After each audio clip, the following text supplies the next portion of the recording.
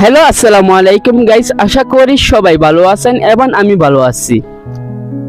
আজকে একটা জিনিস বলবো, গল্পের নাম।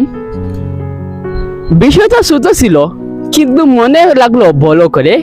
একদিন হঠাৎ একমাত্র কথায় খুব মন খারাপ হয়ে গেল। অনেকেই বলল, দূর, এটা কোনো বিষয় না।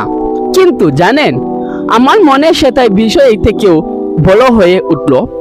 কালো বলা একটা লাইন, কালো লেখা একটা কমেন্ট, কখনো কখনো এমন ভাবে ভেতর গেতে যায় যেটা তারাও বুঝেও না, আর আমার বলেও পারি না। আমরা সবাই না ভিতরে ভিতরে একটু ভেঙেই থাকি। শুধু একটা কথা, কেউ হয়তো পুরো দিনটাই তা হারিয়ে ফেলে। শুধু একটা উপহাস কারো আত্মবিশ্বাস ভেঙে দেয়। আজ তাই একটা কথা বলি, যা বলি একটু ভেবে বলি, যা লিখি একটু বুঝে লিখি। বিকজ আপনি জানেন না সামনে থাকা মানুষটা ভিতরে ও আজ কি জল ঝরছে।